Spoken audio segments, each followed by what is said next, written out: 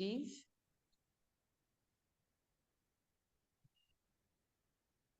So we are communed again this morning. It is the most auspicious month of Kartik, and we are going through these wonderful verses of the Brahma-saṁhitā. So it's a wonderful opportunity for us to reflect on these verses, to learn them. So Srila Prabhupada did mention that it is nice if we can remember and memorize the Brahma-saṁhitā. So, as much as possible, sometimes, of course, these verses may be a little challenging to memorize for some of us, but it's nice that we are meditating on them during this most auspicious month of Kartik, and hopefully, this will be a foundation for us to recite them throughout the year and keep meditating on the most worshipable Lord, Govinda. So today we are reciting from the Brahma-saṁhitā, chapter 5, Sloka number 41. Maya hi yasya jagadanda shatani sute. Maya hi yasya jagadanda shatani sute.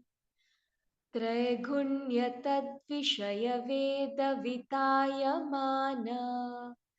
Traigunyatad-vishaya-veda-vitayamana. Sattvavalambi parasattvam vishuddha-sattvam. Sattvavalambi parasattvam vishuddha-sattvam.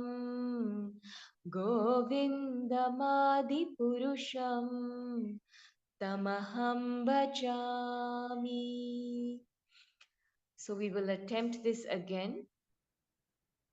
Maya hi yasya jagadanda satani sute. Traigunyatad-vishaya veda vitayamana. Sattva-valambi parasattvam vishuddha-sattvam. Govindamadi-purusham tamaham bhajami. Translation: I worship Govinda, the primeval Lord, who is the absolute substantive principle, being the ultimate entity in the form of the support of all existence, whose external potency embodies the threefold mundane qualities viz. Sattva, Rajas, and Tamas, and diffuses the Vedic knowledge. Please scroll, Prabhu.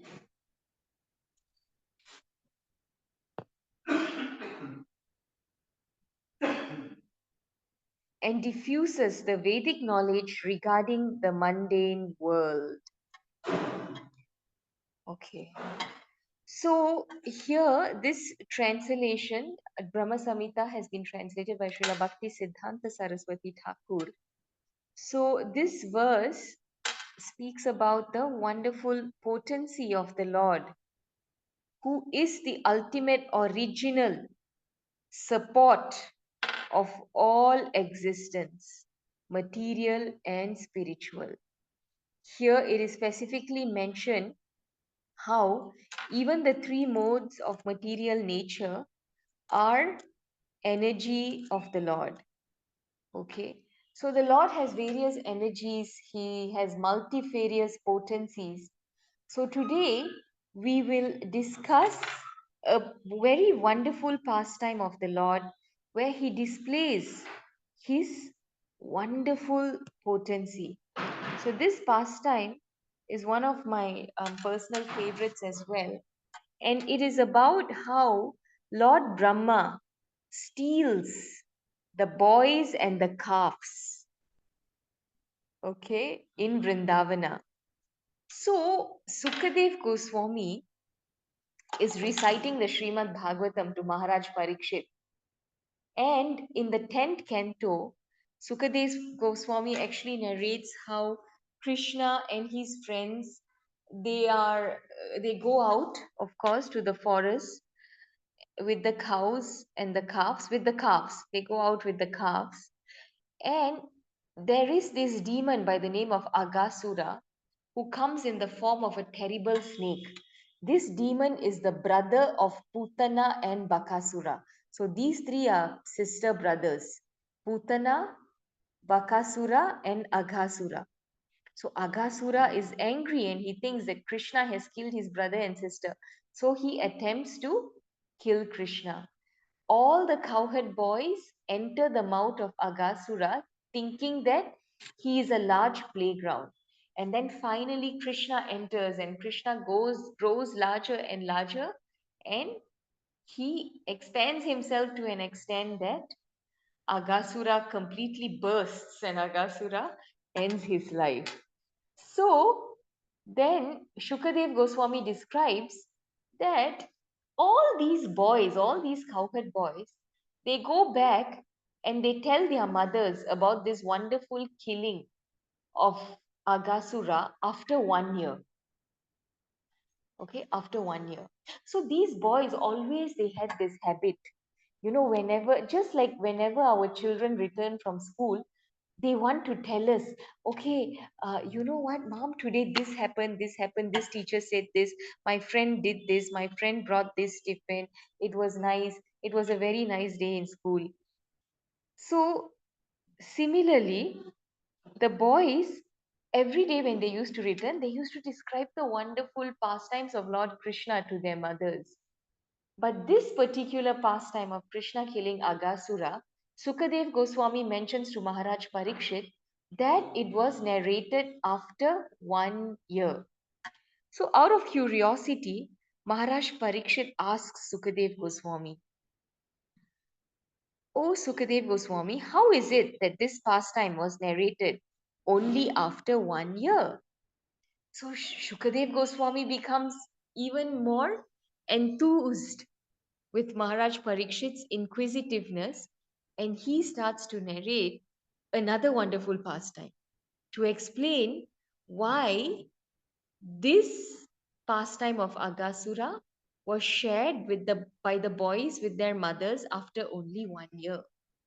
Okay, so after killing the demon Aghasura, Krishna and all his friends, they go to the bank of the Yamuna and they find this wonderful place that's very beautiful, and they start sitting there and having their lunch. Okay, so it's a very beautiful place. You can smell the lotus flowers from the river Yamuna. There is the chirping of the birds, the cooing of the peacocks, the whispering of the leaves and the trees. It's very beautiful, and they all sit there and they start having their lunch very nicely. So Krishna sits in the middle and he's surrounded with all his wonderful cowherd friends, and they start eating their lunch. The calves also have a wonderful place to graze nearby. The grass is very green and fresh and juicy, and they start grazing on the grass, and the boys start having their lunch. Okay, so when they all surround Krishna and have their lunch, they all enjoying each other's company with joking words. And Krishna was there, and he had his wonderful lunch packed as well by Mother Yashoda. Okay, so he was holding a piece of food, a lump of food. It was prepared with yogurt, butter, rice, pieces of fruit salad. Okay, and this could be nicely seen. And so suddenly, the calves that were nearby go out of sight. So the boys become worried. And when they become worried, what do? They are all wonderful devotees of Krishna. They are so much dependent on Krishna. They chanted Krishna, Krishna. The first thing they did is they called out Krishna. Okay, so Krishna is the killer of fear. Let us always remember this. Whenever, during any episode in our life, when we derive fear, we should always simply just cry out Krishna, Krishna. Okay, because Srila Prabhupada writes in this purport that by crying out the word Krishna, the boys at once transcended the fearful situation. What a simple but wonderful line which can help us throughout many things in our lives. Okay? And out of his great affection, reciprocating with the boys, Krishna didn't want his friends to give up their wonderful lunch. So Krishna tells them, you all sit here and have lunch. I will go and see where the calves are. So Krishna gets up and he starts searching, but he's not able to find them because at the time when Agasura was killed by Krishna and all the demigods were looking on, so Brahma was a bit surprised and astonished that how can such a little boy, Krishna, how could he act so wonderfully? So he wanted to see, okay, what Krishna will do if he steals away all the boys and the calves. So Brahma actually stole away all the calves and the boys and he locked them in a cave. So Krishna actually understood, okay, but Krishna said, Krishna didn't. Of course, Krishna, he played along. Okay. So Krishna thought, but how can I return alone to Vrindavan? Okay. Now let me do something. So he started expanding himself as the boys, as each and every boy and each and every calf. He expanded himself to become exactly like the boys. They all had different features, different facial and body constructions. They were wearing different types of clothing. They had different styles of clothing that they would wear, right? So Krishna.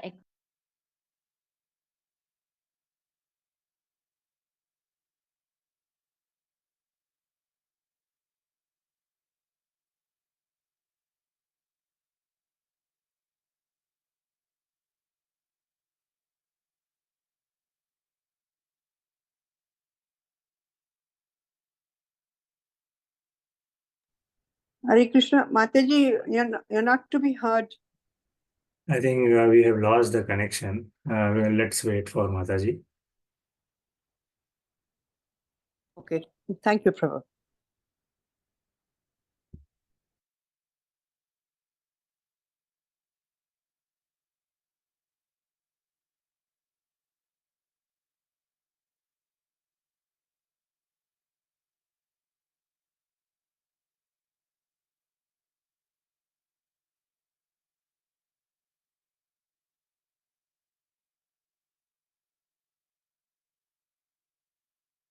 Hare Krishna. I think we got disconnected for a few seconds there. Yes, Mataji. So, yes, sorry, Prabhu. So we were describing how Krishna expanded himself. Did you hear that? So Krishna expanded himself very wonderfully. And now he expanded himself to every cow and every calf and every boy. He expanded himself to every calf and every boy, and he entered the village of Vrindavana. Okay, so when he, oh Krishna, what is going on? Yes, so when he entered the village of Vrindavan, all the mothers came out to embrace their children, not realizing that each boy was actually Krishna himself. Okay, the mothers came and they received their children nicely, and milk started flowing, and they allowed their boys to drink their milk. But they didn't realize that this wonderful offering that they were making was not to their own children, but to Krishna himself. So, in this way, Krishna actually very mercifully gives an opportunity to all the gopis and gopas of Vrindavan to have him as their son, because they all desired that. They were all wonderful devotees of the Lord, and they desired to have him as their son so they can serve him nicely. And Krishna very mercifully facilitates that for all of them. Okay, so like this, the time goes on very nicely, and all the mothers are very, very wonderfully serving their children. One day, it was almost a year. Okay, and Krishna and Balaram were maintaining the calves in the forest, and they were standing there, and they saw that some cows were grazing on top of Govardhan Hill. Okay, the cows were on top of Govardhan Hill, and the calves were down, and the calves were being taken care of the boys. Suddenly, on seeing the calves, the cows quickly began to run towards those calves. Okay, they quickly began to run towards them. They leaped and ran, and they were so melted with affection for the calves that the cows didn't care that the path of Govardhan Hill was so rough. They just jolted down. They leaped downhill very, very quickly, and they approached their calves with their milk bags full of milk, and they started to feed their calves. They suddenly showed so much affection for their calves. Okay, and after that, those older cows, they were being taken care of by the cowherd men on top of Govardhan Hill, right? So those cowherd men, seeing those cows running down, they started running after those cows. Okay, hey, stop, stop! They started running after those cows, and they were trying to stop the calves from drinking too much of milk, because that could, potentially be unsafe for the calves when they drink too much of milk. Okay, but the cows were so full of love for their calves that they couldn't stop feeding their calves. Okay, so those men were becoming unhappy that the cows were overly feeding the calves, but they couldn't stop them. All right, so note very carefully. But suddenly, they saw their sons who were taking care of the calves. And seeing their sons, seeing their children, these men all of a sudden became very affectionate towards their children. Okay, very, very affectionate. And they started running towards their children. As soon as they saw their children, their anger, dissatisfaction, and unhappiness with those cows for overfeeding the calves all disappeared. They began to show such wonderful paternal love for the children. Okay, with great affection. They were like, okay, let the cows feed the calves, they said. And they lifted all their children and they began to embrace them very nicely. Okay, so after embracing them to their heart's content like this, then the men left their sons, their little sons with the calves, and they took the cows back to graze on Govardhan Hill. So this is just, to explain how greatly overwhelmed by affection the cows and the cowherd men and women were for that 1 year when Krishna was their son. So Krishna and Balaram are observing this, and Krishna is smiling. And Balaram is thinking, how is this possible? I am suddenly witnessing this extra affection displayed by the cows and the men and the women of Vrindavan. So then Balaram asks Krishna, Krishna, what is actually happening? And Balaram also realizes that this is all by the potency of Lord Krishna himself. And then Krishna also explains what happens to Balaram, because that day was the day of Balaram's birthday. So Mother Rohini had kept him. The day that Krishna killed Agasura, Balaram did not witness it. So he had stayed back, and Krishna had gone. with all the boys, and then they killed Agasura, and then um, Brahma stole the calves and the boys. Okay, so Krishna then goes back. Okay, Krishna then goes back to while Krishna and Balaram were talking, actually, Brahma returns. So Brahma returns after one moment of his duration of life. He goes, he hides the boys and the calves, and then he realizes, oh, what have I done? Actually, Krishna is very powerful. Maybe I should not have done this. So just after a moment, he returns.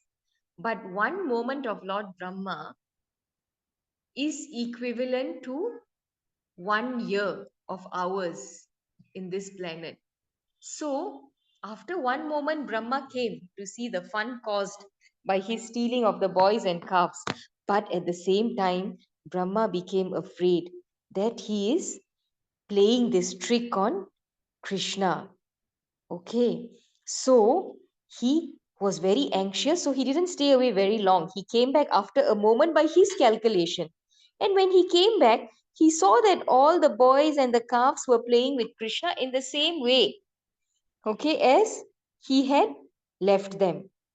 And he began to think, all the boys and the calves were taken by me, and I know they are still sleeping in that cave where I left them. But how is it that all of them are here playing with Krishna? Okay. And then Brahma realized, Brahma realized that the influence of his mystic power appeared like snow in darkness or a glowworm in the daytime. Basically, Brahma's power appeared to be nothing in front of the power of Lord Krishna. So, this is a very wonderful example.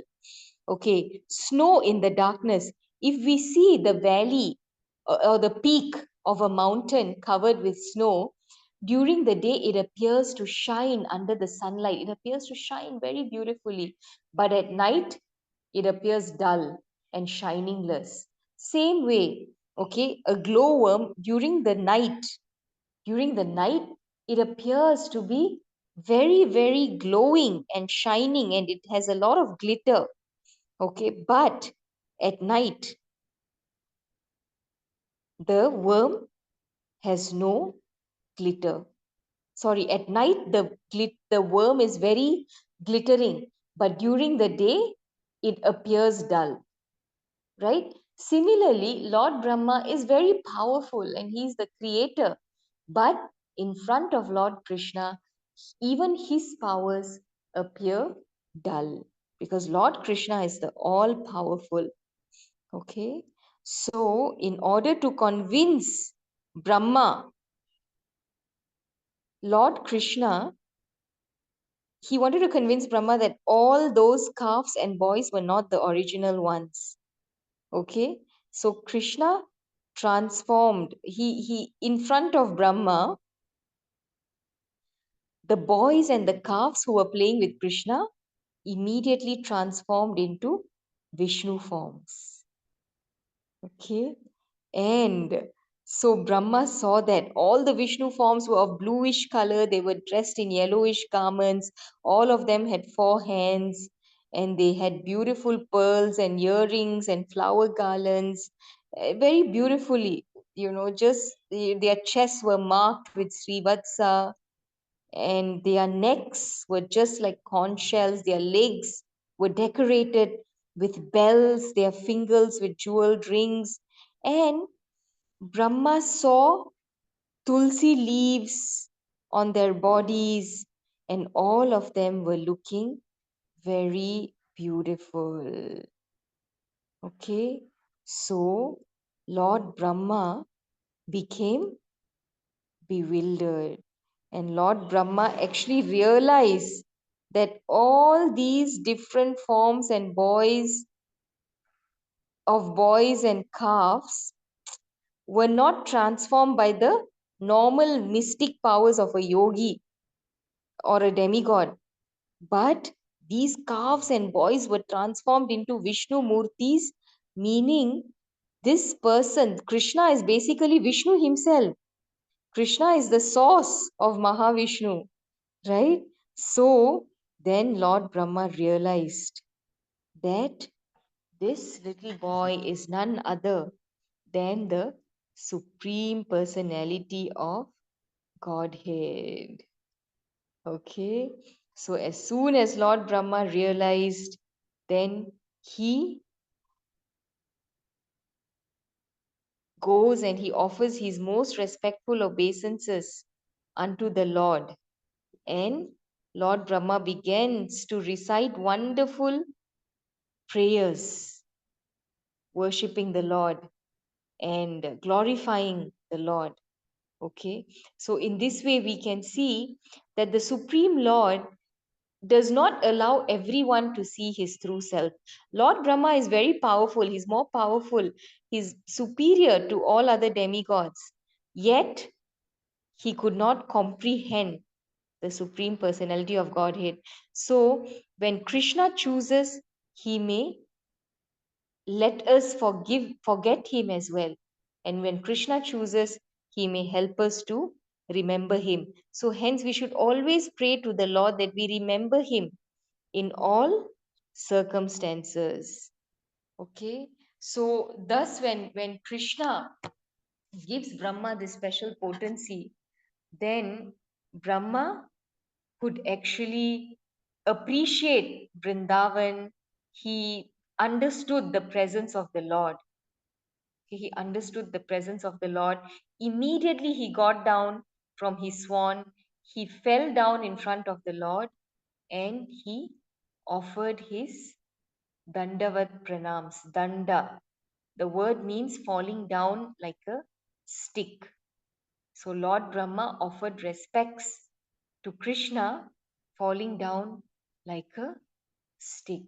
And after repeatedly offering obeisances to Lord Krishna, Brahma stood up and offered wonderful prayers to Lord Krishna. So, from this wonderful pastime, we can see how the Lord is so superiorly powerful and he has wonderful, wonderful potencies. Okay, so thank you all very, very much today for joining us during this most auspicious month of Kartik. So, let us continue our Kartik month vrata, hearing about the Lord, singing the Damodar Ashtakam, offering a ghee lamp every day to the Lord, and most importantly, chanting and hearing. These are the two very important things to do during this month. Chanting the Hare Krishna Maha Mantra and hearing or reading from Srimad Bhagavatam. Thank you very much. So, Prabhu, what is our next program? Thank you, Mataji. Mataji, next we'll do the Damodar Ashtakam. Okay. Yeah, with that we'll conclude. Hare Krishna. Thank you, Mataji. Thank you for Thank the you. wonderful pastimes. Thank you very much, Prabhu. Thank you, all devotees. Hare Krishna. Let us offer our ghee lamps. Hare Krishna, Vrnda Mataji. Thank you for taking me down the memory lane. I mean, the pastime was really nice. Thank you very much, Mataji. Thank you. Another reason, Mataji, like why Balram didn't go, because he's Anantanath and this was also a serpent. So he could not have killed him. So he had to stay back. Yeah, thank you. Thank you very much, Yeah. Mataji, for adding this. Very nice. Thank you. So somebody would like to do the Damodar Ashtakam? Yeah, I'll sing, Prabhuji. Yes, please, Mataji. We can see a nice altar of Siddhi Mataji.